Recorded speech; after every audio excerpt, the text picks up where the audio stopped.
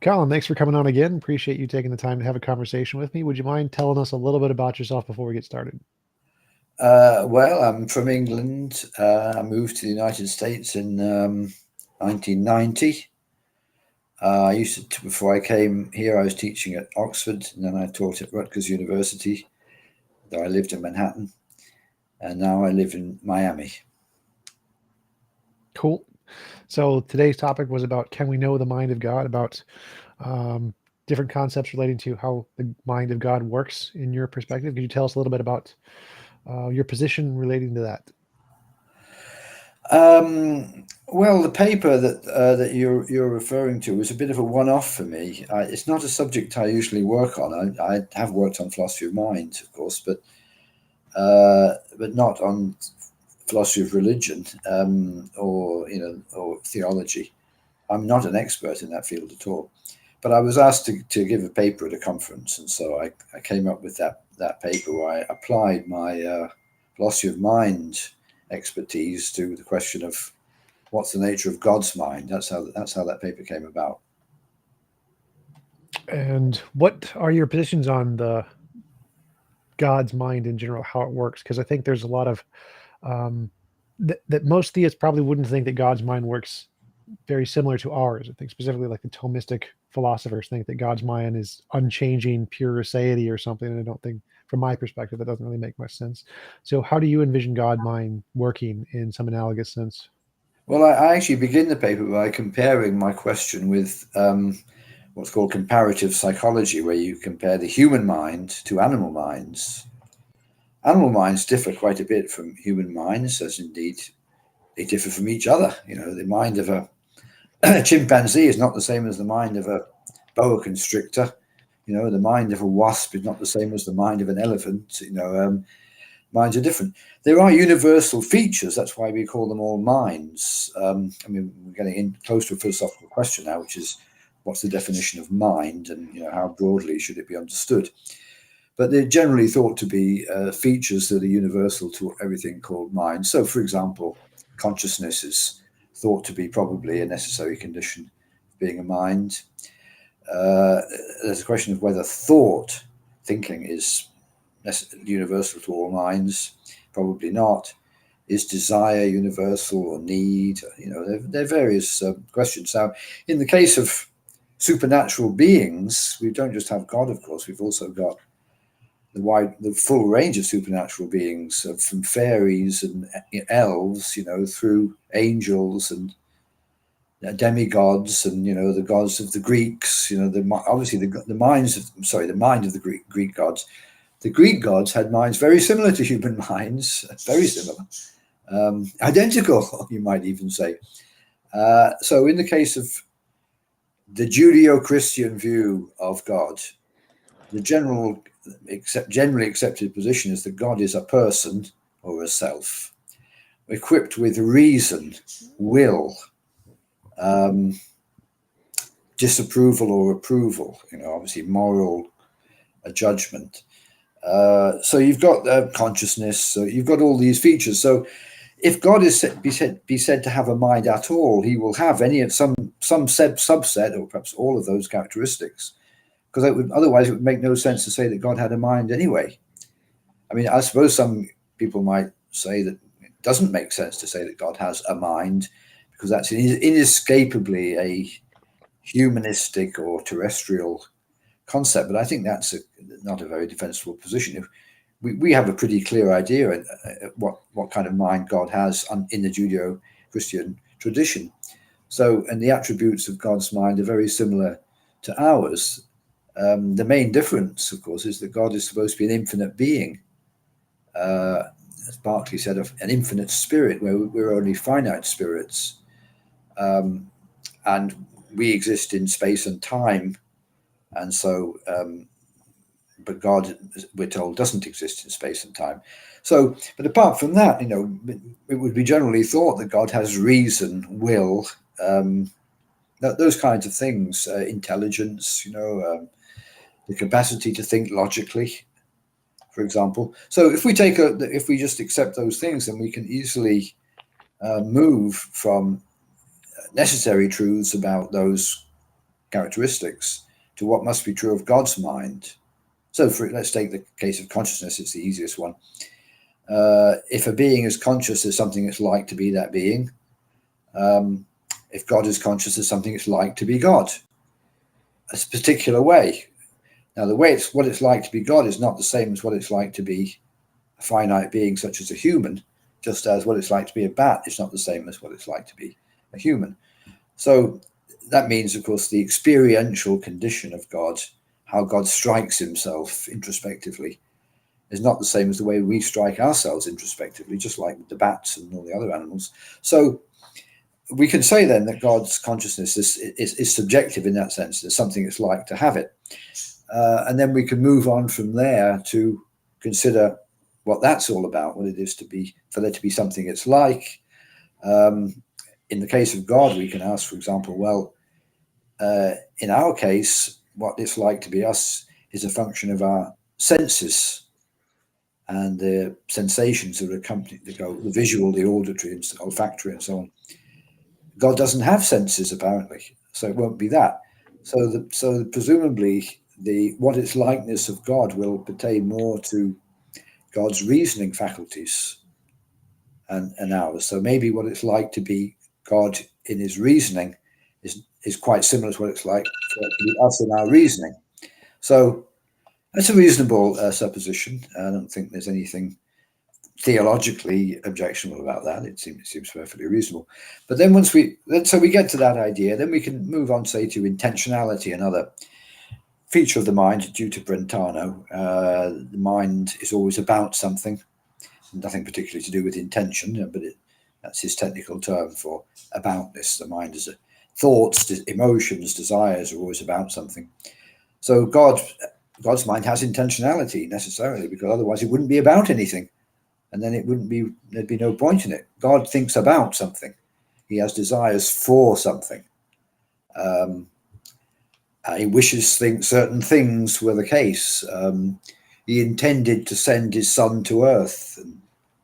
And all of this has intentionality. So then we can talk about the intentionality that God's mind has. Is it the same as ours? Is it perhaps different? So that much the same features which apply to us apply to God's mind. Here's another example. I don't discuss this in my paper, but one of the features of belief that philosophers have pointed out is you can't decide to believe something.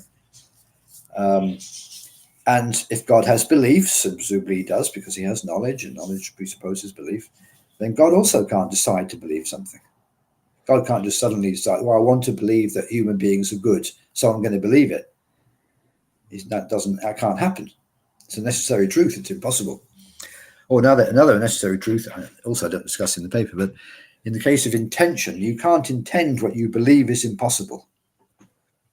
That's a necessary truth, isn't it? You can see that pretty quickly.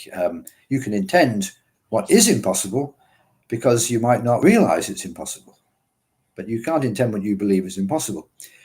So God has his beliefs. He also has his intentions. He also can't intend what he believes is impossible. So whatever necessary truths apply to the mind in general, that means the human mind and the animal mind, since they're necessary, they'll apply to any mind, and that will include the mind of God. So we can make inferences of this kind and build up a picture of what God's mind must be like. A few questions come to mind. One is that, can God imagine himself doing something against his nature? So there's this argument that theists often use that it's impossible for God to do things against his nature, which would then imply it's some kind of logical impossibility. But logical impossible things like a round square, I can't imagine. It's possible for me to imagine a round square. Yeah. But it seems like it would be perfectly reasonable for God to imagine himself lying or something. That seems perfectly rational. And so in the context of his ability to imagine himself doing things that he would normally not do, would he be able to imagine those things? And would that be... I think he could certainly imagine those things. He can't do the things he imagines because you can't act against your nature. That seems to be a good metaphysical principle. No object organic, inorganic, whatever, can act against its nature, contrary to its nature. Understood as the full nature of the thing in question. But God could. I don't see why God shouldn't be able to envisage or imagine things which are contrary to his nature. I can envisage or imagine things contrary to my nature. To some degree, anyway. I can imagine being able to climb a tree like a leopard. I can't do it, but God might be able to imagine. I mean, there's an interesting question: Could God imagine himself acting like the devil? Well, I don't know. It would depend how much we built into him imagining it. I do mention in my paper the question of whether God has an imagination, because if he has an imagination, he has to have images, mental images, and does God have mental images? If he does, they're not sensory images like visual images or auditory images, because God doesn't have senses. One of the problems with all this is God is also supposed to have the attribute of omnipotence. So anything is supposed to be possible for God to do, to imagine in the form of visual images, say. That would be a limitation on God to say that, but he doesn't see anything in the way that we do. He doesn't have senses in the way that we do anyway. That would make him a finite being. And as was discussed in the Middle Ages, there are real questions about whether God really can be thought to be omnipotent. Does God have the power to negate the law of non-contradiction? I don't think so. God can never do the impossible, but it's impossible. So God doesn't have the power, for example, to, by fiat, make what is now regarded as a sin or an immoral action, such as murder. You can't just by fiat decide that murder is virtuous. This was the point that was made by Plato, via Socrates, in the Euthyphro, that you can't define what's right as what God decides to be right or asserts to be right. Otherwise, he could assert anything to be right. There are limits on God's omnipotence for sure, because God does not have the power to contradict necessary truth. Here's a strange question for you. Does God consciously have the ability to determine his nature, or does his nature determine his consciousness? Because it seems like if I have a consciousness, it came from my brain, and I don't get to choose my brain in any way. My brain determines my consciousness. And so if God does have a consciousness, but supposedly his consciousness is some indelible part of his nature or something, which came first, his nature or his consciousness? Which determines the other? Well, that's one of those conundrums that arise in theology. Could God cause himself? And if you're thinking about it metaphysically, the answer would be no. Nothing can cause itself. Nothing can be self-caused. So how did God come into being? Well, that's an awkward question for theologians. I mean, let us say, by way of a footnote here, I'm an atheist. I don't believe in God at all. And I think these kinds of problems are very strong arguments against the idea of God, because when you push it, it's not coherent, the whole thing, really. I mean, in the case of God, we're told God exists for all eternity. He didn't come into existence at any time. He had a nature when he came into existence. His nature was to be God, with the attributes that define that. Well, one of those attributes is omnipotence. So what about, does he have the power then to bring himself? Did he have the power to bring himself into existence when he came into existence? What, from nothing? So there was nothing, not even God. And then somehow he had the power to bring himself into existence from nothing, but he wasn't there. So all these ideas of causation, origin, and so forth just don't really apply. And so the concept itself is extremely suspect. Can God's consciousness do anything? I'm a determinist or a compatibilist in that I think that everything's determined. I don't really think there is such a thing as a libertarian free will. And if God does have a nature, I think all of his thoughts are going to be determined by that nature. I don't think he has any free thoughts or anything. And so his consciousness seems kind of redundant, seems kind of irrelevant to even have consciousness. Like there wouldn't be any difference between a philosophical zombie God who's just reacting to his nature and pretending to have consciousness as one that does. Is there any reason to believe that God does have consciousness? And if it did, does it actually do anything to have consciousness? Well, you're raising the question of freedom there, which I mentioned in my paper too. the free will, the classic free will dilemma applies to God's so-called supposed free actions just as much as to any other being, ourselves or animals. Either God's decisions are determined or they're not. If they're determined, they're not free. If they're not, then they're also not free because they're just random. That's the classic free will problem, and where you get to incompatibilism with respect both to determinism and indeterminism. Free will is incompatible with both if we're thinking of free will in a certain way, in a libertarian kind of way. I actually have a more recent paper where I've thought about the problem of free will for 50 years, longer than 50 years, and had different positions about it. But I came up with a position somewhat recently, in the last about a year or so ago, that I think satisfactorily handles the problem. So I'm a compatibilist, but in a very specific sense. The sense which is very familiar from Hume and so on is the proper concept of freedom is the ability to do as you desire, as opposed to how somebody else is forcing you, coercing you to behave. And I think that is quite consistent with determinism. In fact, I think not only is it consistent, it entails determinism. So, because if you were not acting according to your desires, on your desires, you wouldn't be free. If something else determined your desires, determined your actions other than your desires, what would that be? That wouldn't make you have free action in any interesting sense. Okay, so that's so far so familiar. So I call that freedom too. So freedom too is compatible with determinism. Determinism is also true, according to me. It doesn't really matter if indeterminism at the quantum level is true. That's irrelevant to freedom anyway, so we can put that on one side. But what is true in the old incompatibilist position is the following. We also have a notion of freedom, which I call freedom from. And if you ask yourself, are human beings in their actions free from the past and their own brains and their own genetics and upbringing? The answer is no. They're not free from it. In that sense of free from, where you talk about when I say to you, let's have coffee later, and you say, I'm not free this afternoon. I'm not free from my obligations. I'm not free, right? So we don't have freedom from the past. That's true. But that doesn't mean we don't have freedom to do as we wish. Freedom too. So my general position about this is that philosophers have got this notion of what they call free will. And that's a philosopher's phrase. In our ordinary thought, we use the word free in many different ways, but one of them is free in the sense of free to do as you wish, and the other is free from various things.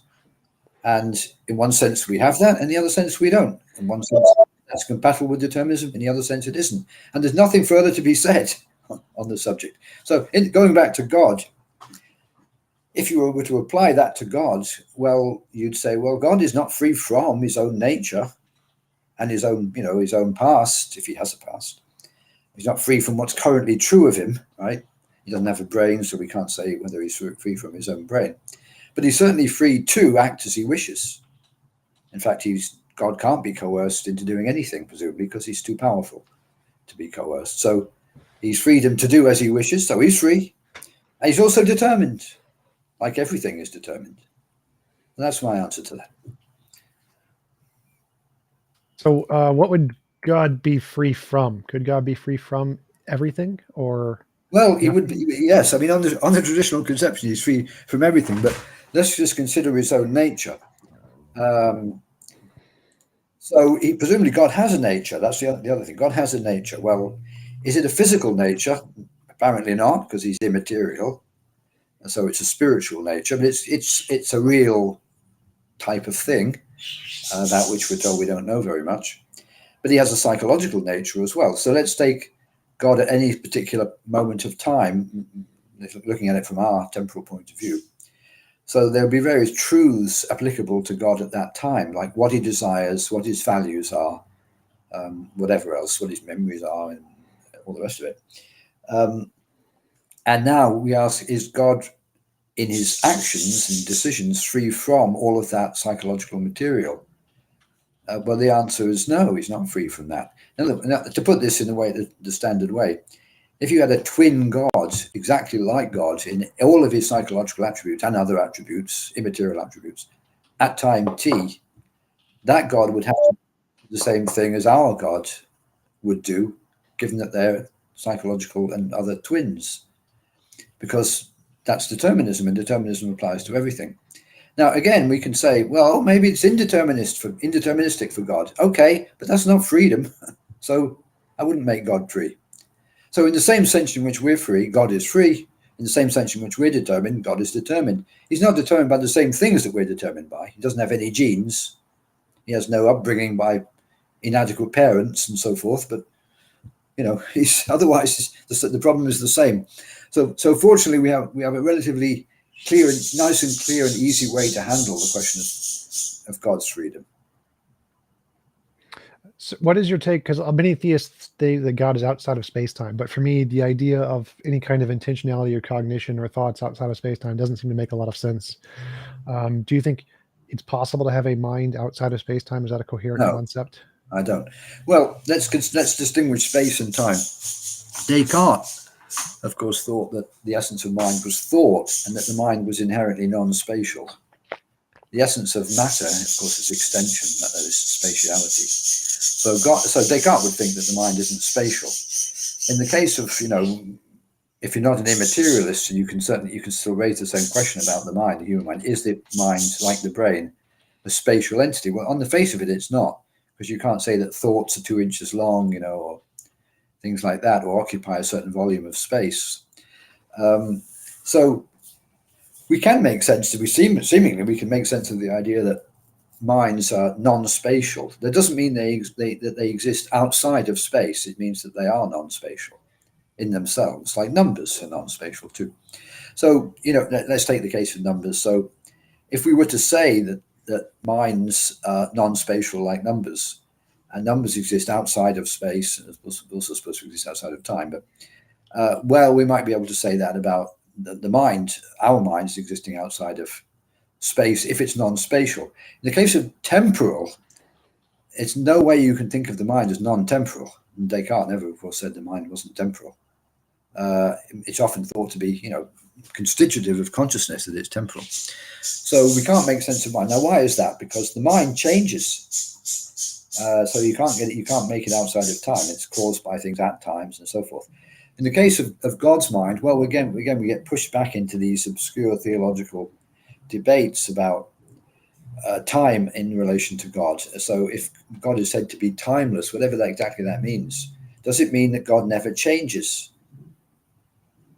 I can't make a lot of sense of that. The reason for that is that we're already attributing to God various personal characteristics. God has personhood and has a psychology. Well, how are you going to dissociate that from time? Very difficult to see how that goes. Did God, at his very inception, infinitely long ago, already have the plan of sending his son to earth to be our savior? Or did he come up with it later? Well, neither of those seems to be quite what one wants to say theologically, but my intuition would be to say, no, he thought of that later. He saw how humans with their free will were, misusing their free will from the Garden of Eden onwards. So he said, I've got to do something about this, and I'm going to send down my son, and I'm going to see how it goes, and so that's how Christianity came into existence. So it was a somewhat late in the day plan that God had, and that makes more sense to me. Because all of this is all predicated on a Western quasi-Platonic metaphysical theology that is highly questionable. In other traditions, like the Greeks I mentioned earlier, none of this is supposed to be true there. First of all, there's polytheism. And also in the case of God, you see, which is meant to be monotheistic. Of course, it's only partially monotheistic, even in our very Western tradition, isn't it? Because Jesus is supposed to be God as well. And God has all sorts of enablers and assistants, angels and so on, that are also divine beings, the Virgin Mary and so forth. So there's still an element of polytheism, in there. So we could ask the same question about time in relation to angels and the Virgin Mary too, I suppose. It all just gets very obscure, and that's something where those of us who are not religious think, well, yes, you can't make sense of all of this. Wouldn't that cause a conflict with the omniscience aspect? That if you made a decision later based on some new information or something, that would mean he has to have learned something he didn't know before. That's right. Well, that's the same kind of problem too. Does God at time t know everything he will know or think at some later time? Well, if not, he's not omniscient. I've actually written a little bit about omniscience, because I think that's a very problematic. Not only is omnipotence a problematic idea, omniscience is a problematic idea. So God is meant to know everything. So he knows every trivial last thing in the universe, the exact position of every particle at any moment of time in any galaxy. Well, why does he bother to know that? What's the reason that you'd want to know that? We usually, when people tell you about omniscience, it's all about he knows what's going on in your soul, so you better keep it pure and so forth. But they forget about all the junk knowledge he must have if he's really omniscient, and does he really know everything about what it is to be evil? Can't there be some things the devil knows that God doesn't know, doesn't want to know? It's all a bit obscure. Does God know what orgasms are like? Well, if he's omniscient, yes. Maybe he designed orgasms, and that's the usual idea. But it doesn't sound theologically right to say that God has that kind of knowledge, because one of the points is, of course, another a priori truth in the philosophy of mind is there are certain things where you can't know what they're like unless you've had them. So the blind man can't know what seeing red is like. The person who's never had an orgasm can't know what having an orgasm is like. Well, God hasn't had an orgasm that I've ever heard of.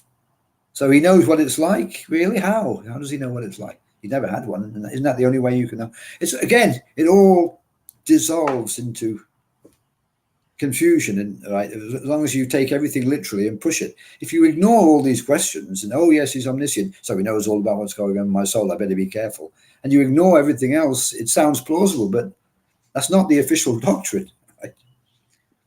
And then of course there's the question that God is all moral as well as everything else, and then everybody knows the problem of evil there. So again, it's these alleged defining characteristics of God are very dubious when you start to examine them. Yeah, one of the ones I've found most interesting is the Gödel's incompleteness theorem, that any set of logical systems is going to necessarily be incomplete. You can't use the system to prove itself. And so God's mind would seem to have the same kind of a problem. And I think the second one of Gödel's incompleteness theorem is that any system is going to have unresolvable sentences. And so that would also have to apply to God too. Yeah. So if his mind is some kind of a logical structure model, then it's going to be unable to prove itself, and it's going to have incomplete sentences, which seems like it's going to have the same problem of lack of knowledge as any logical system. Yeah, I mean, these are all reasonable points. I mean, any reasons why the human mind must be finite, because the questions of infinity are also very problematic. So if God has at any given time, from our temporal point of view, a state of knowledge at that time, does he also have the knowledge of that state of knowledge at that time? And does he then have the state of knowledge of that knowledge, and so forth? It's hard to see what it's all about. In my paper, I tried to avoid these kind of theological conundrums and stick to something where we could be reasonably sure. One thing I said there that I remember one person, when I gave the paper, questioned me about it afterwards. I said that God has no personality, and and this young woman who was questioning me, other people seemed to agree. But I meant something there. I mean, this is a relatively decidable, though perhaps not uncontroversial, type of question. Of course, God is supposed to have personhood and has desires or wishes or values. That's all true. He has a psychological profile, but personality, as psychologists mean it, is not just that. It's not. They're not investigating a person's psychological profile. They're investigating another thing called, somewhat technically perhaps, personality, and they list various characteristics as constituents of what having a personality, like neuroticism, openness to experience, extroversion and introversion, things like that. Now, those kinds of they're things on which people differ. That's why they're interesting to psychologists. They're individual differences. In the case of God, it sounds to me distinctly wrong-headed to think that God has got those kinds of characteristics. Right? Is that you say, is God introverted or extroverted? What? He's not. It's a category mistake, right? He's not. He isn't.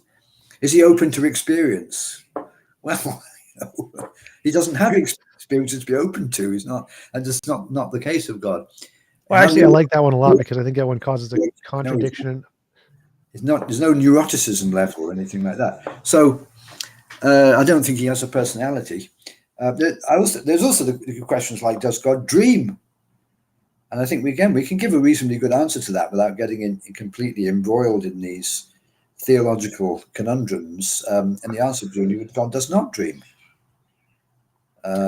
He doesn't sleep. What would he dream about? And his mind would be chaotic and ungodlike if it was in a dreamlike state. Unless we mean by dream something completely different from what we normally understand by a dream, then that's another matter. So, I mean, some of this is due to the fact that, if God is a fictional entity, there are always going to be limits on what we can say about the mind of a fictional entity. I mentioned Sherlock Holmes. There's certain things we know from the stories of Sherlock Holmes about Sherlock Holmes' psychology, but many things we don't know about it. And if we try to ask ourselves about these things, we don't get an answer. I mean, a point that philosophers have often made about fictional characters is you don't know whether a certain fictional character has a mole, like Hamlet. Does Hamlet have a mole in the middle of his back? There's no answer to that question, right? You can't say that he does. You can't say that he doesn't. Why? Because Shakespeare doesn't say anything about that. And that's the only test, only criterion for what a fictional character is like. But the same is true of psychology. So we don't know, did Sherlock Holmes like his mother, love his mother or not? Did he have a good relationship with his father? I don't think we're ever told anything about that. What does he think of, football? There's no discussion of that. So there's no answer. So in the case of God, we're dealing with an entity which is at least like a fictional entity, where sometimes we're just not going to give any answer. Yeah, I think the experience thing also causes some contradictions with the omniscience property, because if God's omniscience and he knows everything, does he know what it's like to not know something? Does he know what it's like to learn something new? And if he doesn't know those things, it's hard, isn't it? Does he know what it is to be ignorant? Does he understand what ignorance feels like? Hard to say what that would be. Does he know what it's like to desire to kill? Does he know what a sadist feels like? And it's still all very hard to. You feel uncomfortable because the image you have of God is God's not supposed to know things like that. He's pure. He doesn't have that. You don't want to think of God, thinking about these things in order to know about them, and having that kind of knowledge. It doesn't seem right. In the case of beings who are supernatural but not godlike, like the Virgin Mary kind of case, we certainly don't want to say that about those kind of things. She's not omniscient about all these horrible things, but she's divine. It's the omniscience, understood very strictly, that leads to these kinds of problems. If you were to say that God has got certain types of knowledge which we don't have, for example, the ability to peer into our minds, which is the crucial one, really, from the point of view of religion, the Christian religion, that's okay. You don't have to assert complete omniscience to say that, and that's all you really need for the theology.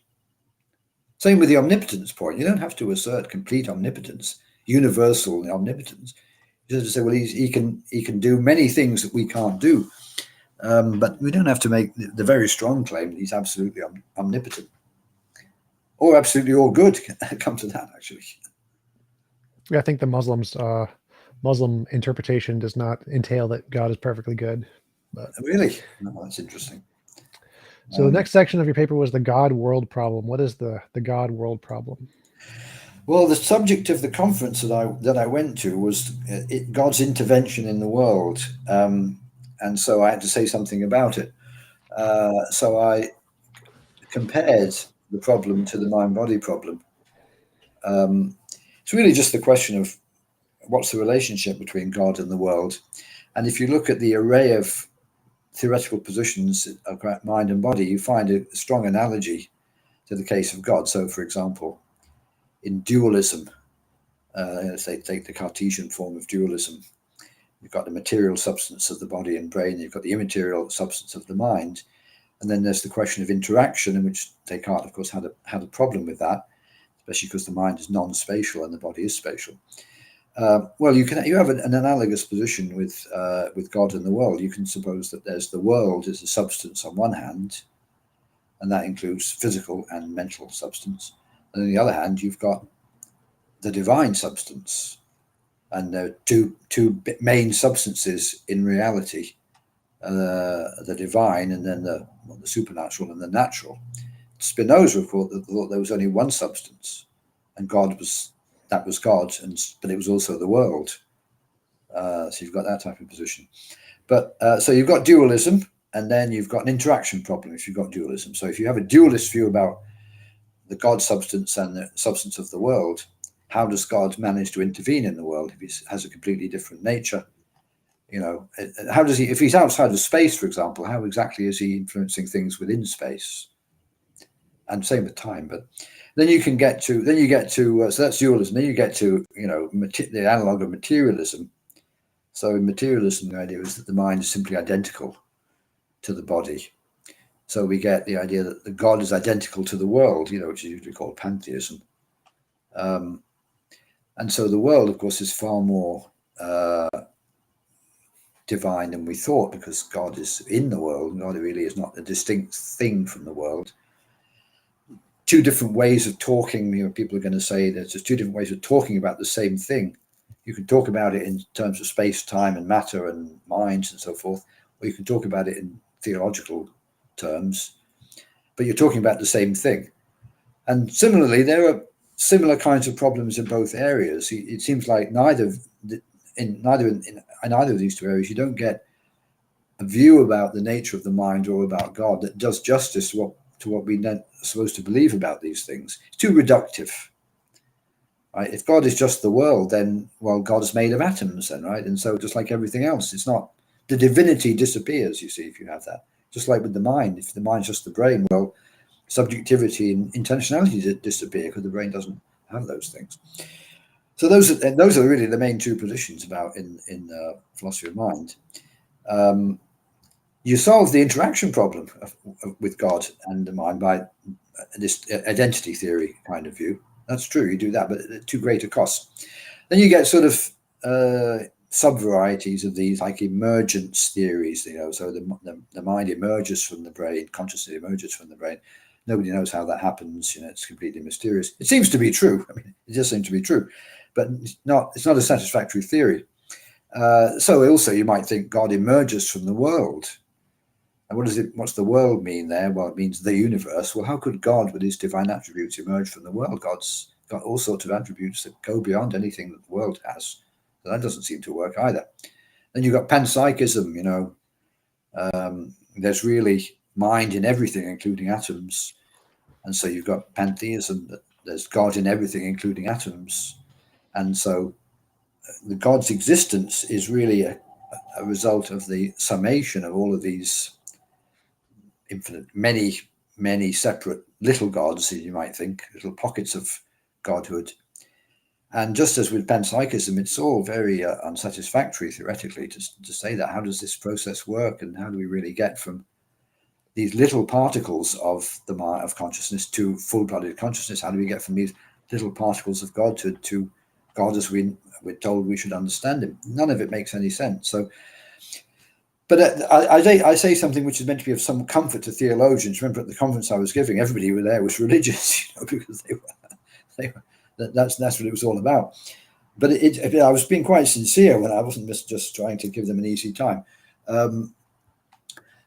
You might think, well, this is a problem then with the whole idea of God's existence. You can't come up with any good theory of the relationship between God and the world, which will satisfy the various desiderata of what God has to be like and so forth. But the same thing is true of mind and body. And we don't think that shows that mind doesn't exist. Some people do think that, but most people don't think that that's enough. They know that this is a difficult philosophical problem. So the theologian could say, well, I'm in no worse a condition than people are about the mind. The mind-body problem is very difficult to solve. So is the God-world problem very difficult to solve. It's okay. We don't. And then you might even become like me, a Mysterian, and say, well, it's mysterious. In the case of theology, it's a very natural position, of course. There's a mysterious relationship between God and the world. We can't, with our little human minds, hope to understand that. Okay, that's a possible option. So that's something where I think the theologian has got something to say. The further question I discussed has to do with whether God can intervene in the world given determinism, because there's apparently an argument there that says, well, everything in the world is determined by physical laws. How can God intervene so as to change the result of these physical laws and the initial conditions of the universe? That again is analogous to the problem of how do humans change the world, given that everything is fixed by physical laws and initial conditions. And that's a good philosophical question. And there's a lot of debate about it, and there are answers, and it's typical philosophy. You can debate it both ways, and it's not that easy to resolve it. But then I do get to the thing which most people believe about divine intervention, which is there are times when God actually intervenes in the history of the world so as to contravene the laws of physics. So he intervenes in such a way that if an object was falling from a great height to earth under the force of gravity, God sometimes intervenes to prevent it hitting the earth by just stopping it in mid-flight, and change it, making it go in a different direction. In other words, the idea of miracle. So the idea of miracle is the idea of intervention from outside the sphere of causation as we understand it, physics and causation, so as to cause a breach in the laws of physics. And my answer to that is a very standard one, which is there's no evidence that's ever happened. All there is people saying it's happened, that they saw a miracle. But, everybody knows this is an old thing. Hume had the classic answer to this. There's always more reason to doubt the testimony than to believe in the miracle.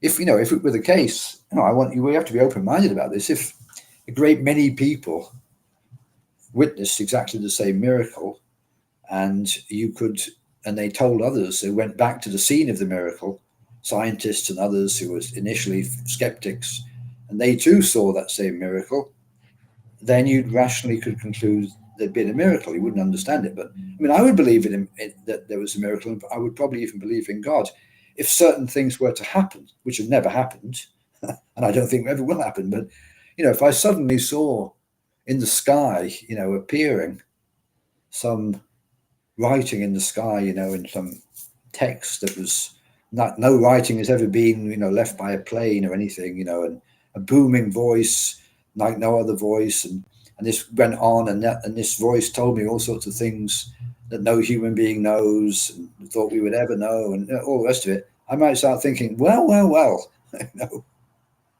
perhaps there is a God, and this is God now finally showing himself. But God, of course, has never done anything like that. That's one of the questions, of course, which the skeptics have always had. Why doesn't God show himself? Why does he make it so difficult? If he exists and wants us to believe in him, give us the evidence. Don't make it so hard to find out. Oh, well, then we have to have faith. That's what it's all about. Why do we have to have faith? Why can't we just have rational belief? It makes no sense. All these miracles, so-called miracles that you hear about, they're always, a few people at some point, and it can never be intersubjectively verified, and it never was repeated. So that's why they're so unbelievable. Would God's mind itself have a mind-body problem? Like even if you had a mind but you were spiritual as opposed to physical, wouldn't you still have the same mind-body problem? And doesn't God, because he is made up of more things than just mind, he isn't just mind, because there has to be some nature behind that to determine Yeah, the properties of the mind. So wouldn't yeah, that also have a mind-body problem? yes. Maybe we shouldn't be using the word body there if we mean by body, what we normally mean by it. But I think your underlying point is absolutely right, which is God presumably can't be just those mental attributes. There must be a kind of machinery behind it. You see, it's something behind it, and that's where the idea of immaterial substance comes in. So, in that way of looking at things, there's something called immaterial substance. It has a nature, and that nature goes beyond the surface characteristics and perhaps explains them. Just like it's analogous to the brain and analogous to matter. It just isn't matter. So then there'd be a question: well, how do the characteristics like consciousness relate to this hidden nature of God's mind? And that would be analogous to the mind-body problem. We wouldn't have what we have in the case of terrestrial minds, the problem of how does the brain, which is made about things extended in space, how does that generate consciousness, which seems so different? Because we wouldn't suppose that God's nature contained anything like that. We'd think it was immaterial, completely immaterial, therefore not extended in space. And so we wouldn't have that kind of explanatory gap type of problem. But we wouldn't have a solution to the mind-body problem either for God, because we don't have any specification of what that underlying machinery might be like, which would explain why God's mind works as it does and why there's something it's like to be God and so forth. Again, we could become Mysterians about it and say, well, there's lots of things we don't know. There might be, just as physicists tell us that there's dark matter and dark energy, and we know nothing about their nature. Well, there might be dark spirit where we know nothing about its nature too. But what does that prove? It just proves our own limitations. So God might have a nature which is immaterial, but it's dark relative to our modes of comprehension. It's not an intellectually, reprehensible position to say that. It's not a happy position, but it's in logical space. You can see, okay, that's a possibility. It's not a knockdown objection to God, you see, that you can't solve the mind-body problem for God. You can't solve it for us either. You can't solve it for rats and rabbits, either. So there are rats and rabbits and they have minds, but you can't solve the mind-body problem. Would God's mind act as a solution to the where did consciousness come from problem? Like I know panpsychists and idealists say, oh, consciousness is fundamental. That explains consciousness. But I don't see how proposing that there is already some big consciousness there does anything to actually solve what consciousness is. Just saying it's already there in the first place or something. Well, it doesn't help tremendously. But again, we don't. If we're fair-minded, we don't have. It's not like we have a solution to that problem, given that we have matter. Matter leaves us with the same problem too. Where does it come from? Where does consciousness come from? It doesn't come from matter. So where does our consciousness come from? Well, we're told it comes from God, but that's not an explanation. It doesn't tell us how that's supposed to happen. I just was have been thinking about and writing something about Berkeley on theology and materialism, which is relevant to this question. Berkeley would say, of course, there's no explanation of how finite spirits like ourselves could derive from matter, understood as Descartes understood it, mind independent, extended stuff, that kind of thing, the standard view of matter we have now. He would say there's no explanation of that. But in Berkeley's system, there only are finite spirits and the infinite spirit. There is no matter at all.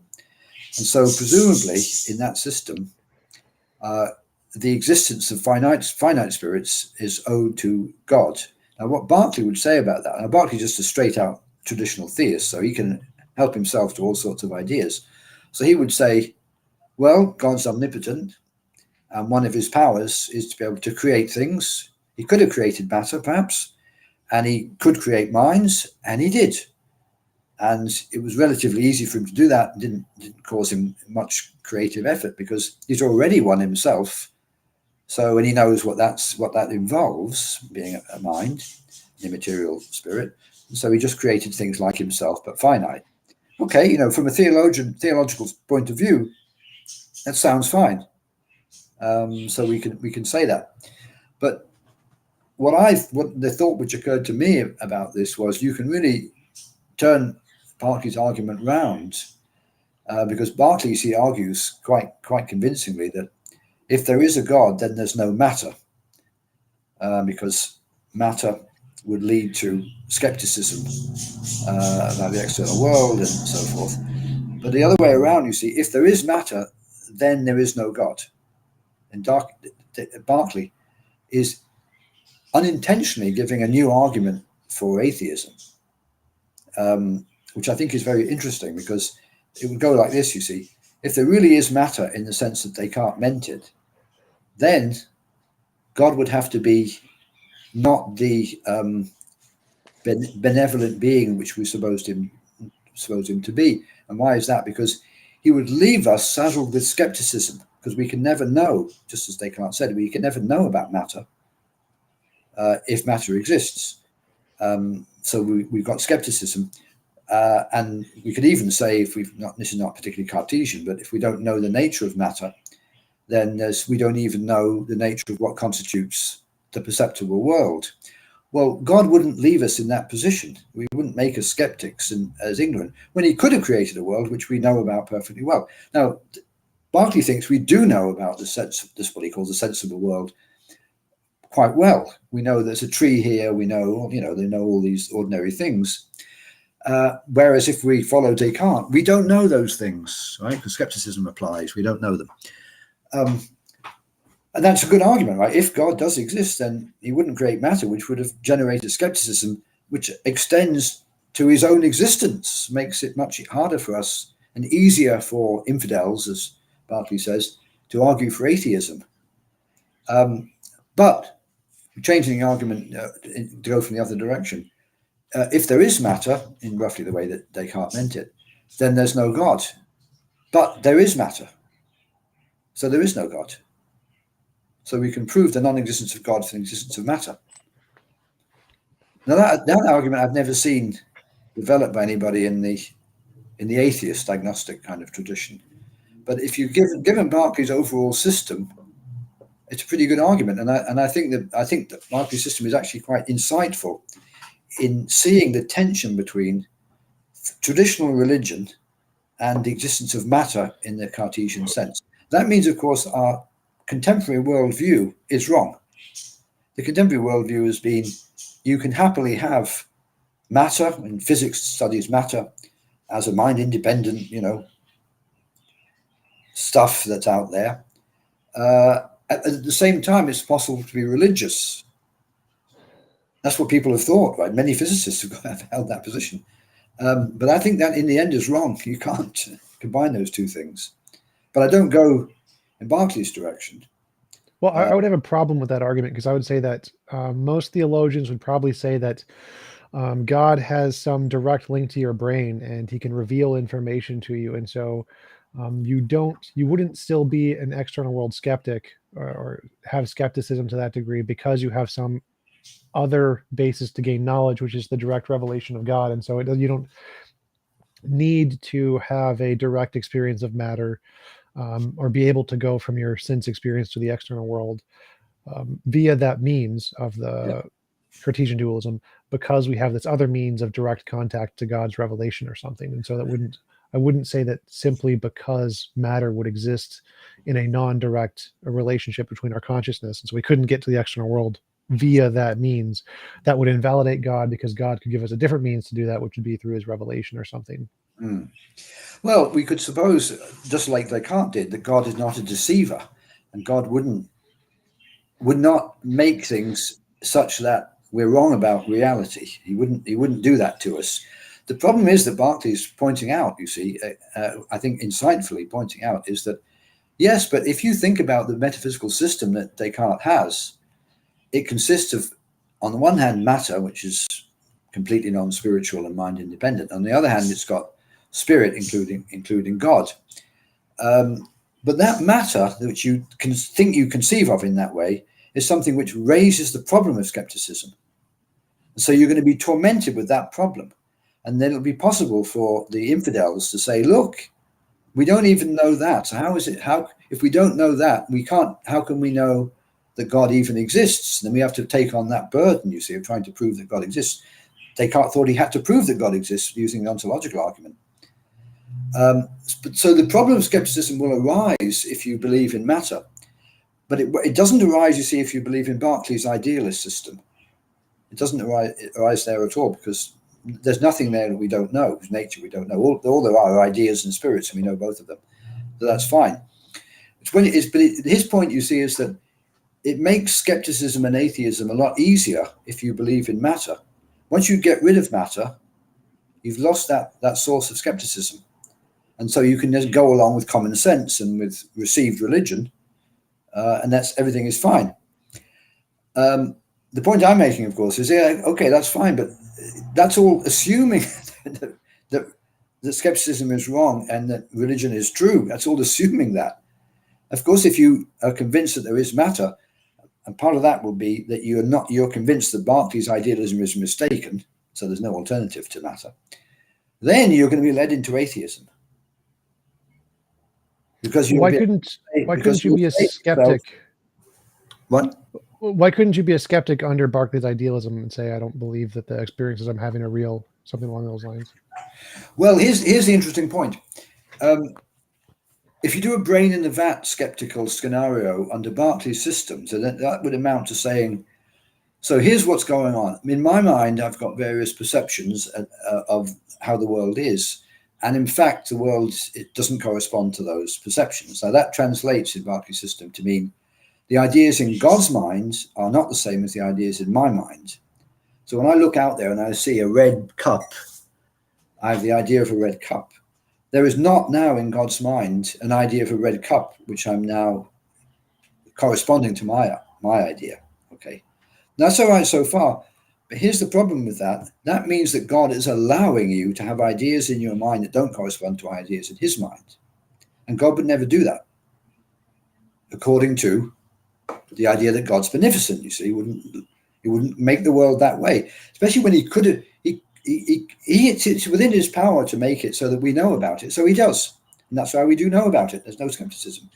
But if you do the brain in the vat scenario under the materialist hypothesis, there's nothing in matter which makes it, matter, have any interest in you being right about things. It's not beneficent. So it doesn't care whether you're wrong. And that's true, of course. It doesn't care.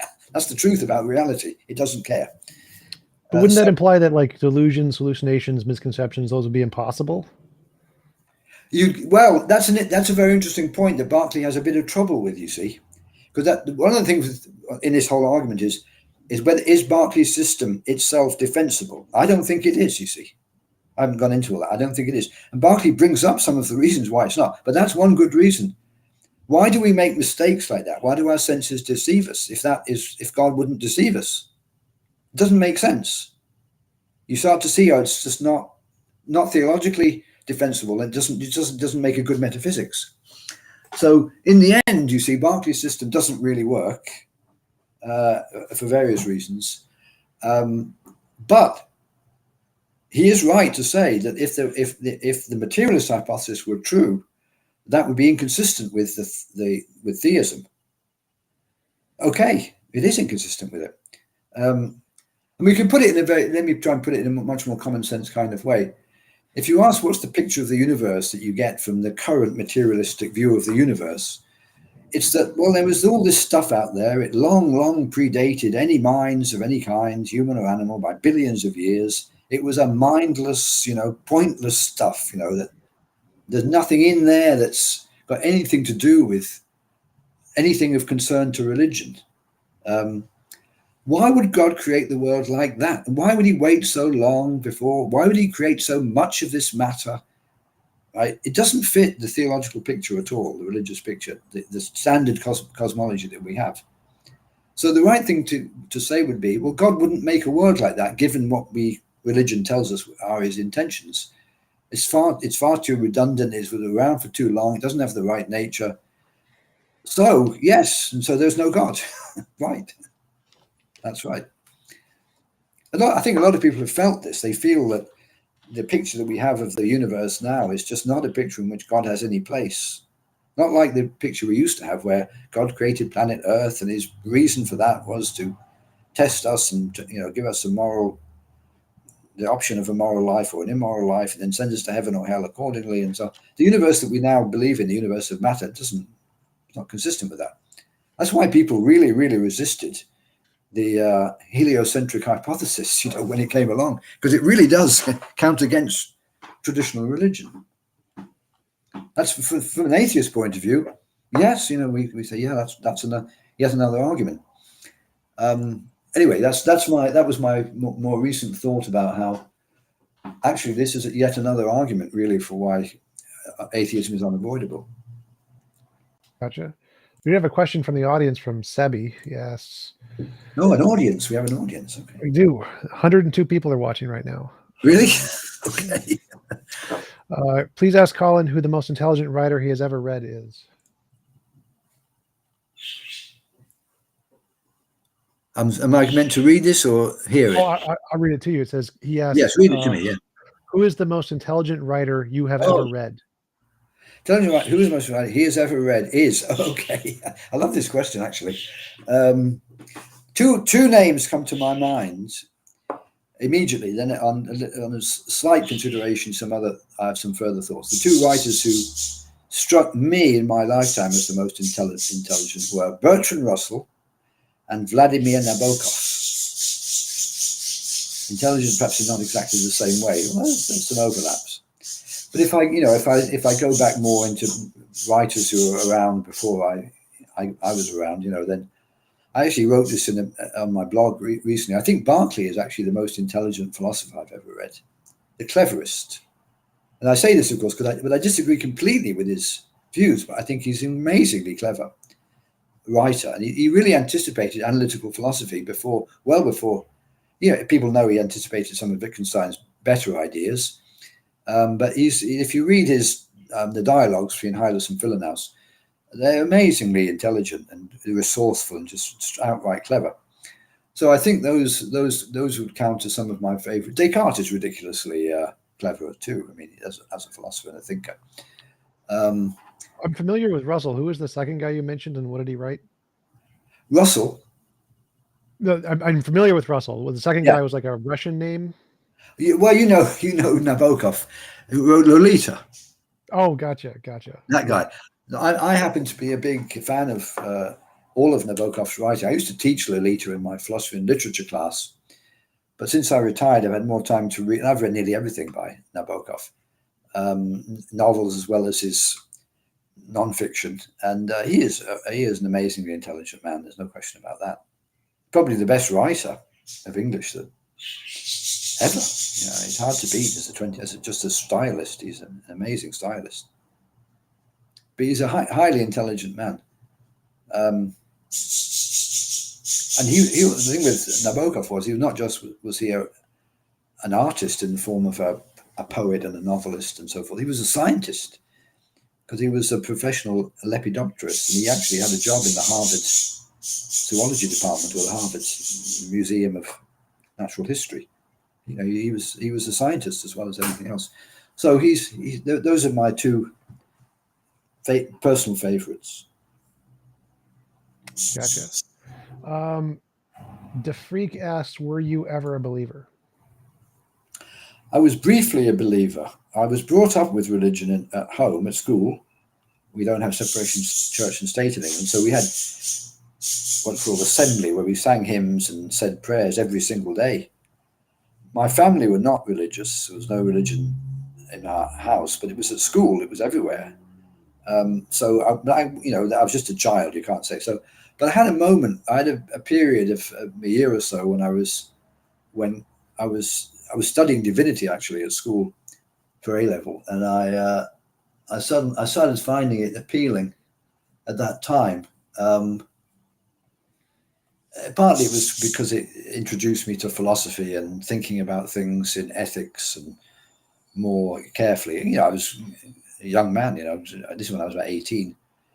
But after a relatively short time, it just struck me that reading Bertrand Russell was part of it, but it just struck me, to put it very straightforwardly, as nonsense when I got to about 20 years old.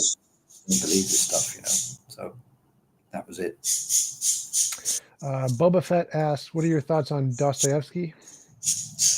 My thoughts on Dostoevsky are null, in the sense that I've read only one thing by Dostoevsky, The Gambler, and I've never felt any inclination to read Dostoevsky. It doesn't appeal to me. But the most important point is that Nabokov definitely derided and looked down on Dostoevsky, and so since he thinks he's not worth reading, I'm not going to put the time into it. Tolstoy is another matter. Tolstoy is, of course, a great genius. Eris Gaming asks, how do you disprove all the other gods other than the Abrahamic ones? Well, we'd have to go through case by case, wouldn't we? But, gods come in different grades of godliness, don't they? I mean, in the Greek gods, they're not really gods in the way Christianity thinks of God. They're just like impressive humans. We'd have to go through all the different cases of things, and we'd have to know whether or not what was called a god was really a god. And maybe some of these things which were called gods would turn out to be people, and then we wouldn't disprove them. They were just exceptional people, and they were called gods by the people around them because they were exceptional. I'm not sure. Can I think of any good examples? I don't know. Nowadays, people seem to have quite a strict separation between human and God. The Greeks didn't seem to have that separation. So how would we disprove the existence of the Greek gods? Never seen any. Mansoor asks, what do you think of the philosophy of the Quran? I don't know anything about it. Fair enough. All right, I think that is it for all the questions. We have been going for a little over an hour. It was a great conversation. Really appreciate you coming on. Do you want to give any links or references where people can find more about your work? I think people can have a look at my blog, which is colinmcginn.net.